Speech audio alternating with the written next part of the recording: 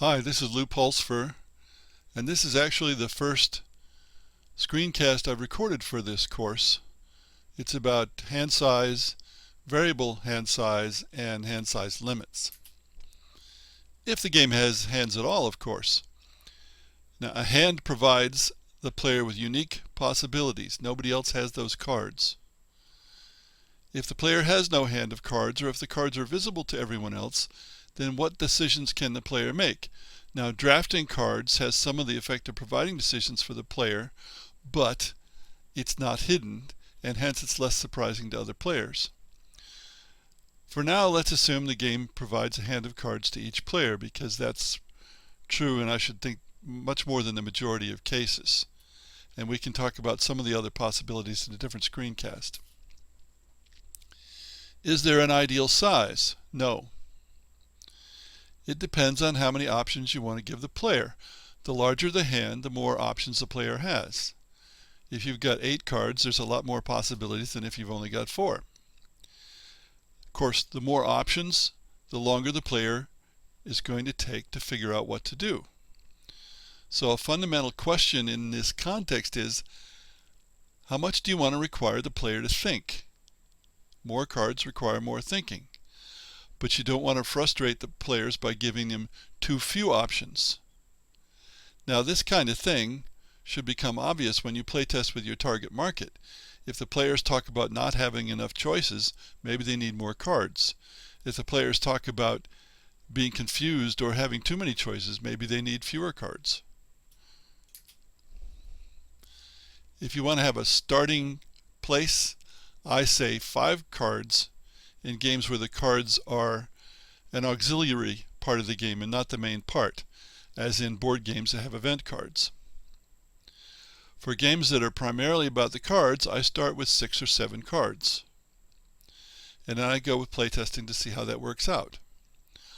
I also tend in the rules to say that if you have a large number of players, then reduce the number of cards, starting cards, by 1. That speeds the game up a little bit, and also you're less likely to run out of cards. Because, of course, when you're designing a game, one of your objectives is to use as few cards as possible, because that reduces the cost of manufacturing the game. What about variable hand size? I like to let the hand size go up and down. Why constrain the players if there's not a reason to? This can be because drawing a card is a separate action. I have quite a few games where you have a certain number of actions in a turn, 2 or 3. Playing a card is an action, drawing a card is an action. You could play a couple of cards and not draw any, or you could not play any cards and draw 2, and that'll change your hand size. And without a variable hand size, that mechanic wouldn't work very well. Or it could be the case that when you play an interrupt card, play a card out of turn, then you don't replace it, or you don't replace it immediately. And there can be other reasons. What I have seen is that some players simply like to collect big hands. But then they don't play quite as often because they're collecting cards instead of doing something. So there are compensations each way. They have more choices, but they don't do things as often. There are other players who don't mind going down to 0 cards in hand in certain circumstances, because it lets them get done what they want to do, and then they can draw more cards later and go back up, as the case may be. How about upper or lower limits for hand size? Well, once again, I try not to impose hand size limits, because some people like those big hands or small hands. Sometimes I impose a lower limit, as in whenever your hand is less than 5, draw up to 5. Now, one reason why I do that is it helps in games where players sometimes forget to draw at the end of their turn. So when they see they have less than whatever number of cards, 5 or whatever it is, they draw immediately. So it saves them from themselves, in effect.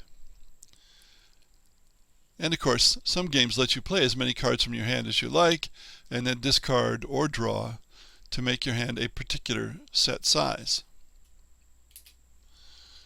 All this should come out in the wash. When you play test the game with your target market, you're going to see how it works out, whether it's better one way than another. You need to listen to the play testers. You need to watch. You need to talk with them. Do they like it the way it is? Would they like it better another way? You can try different ways and see what works best. I mean, that's the whole purpose of play testing, to see what's best. You're not going to figure it out from the get-go. You're going to figure out something that works okay, perhaps, or doesn't, perhaps, and then you're going to modify it as you play the game.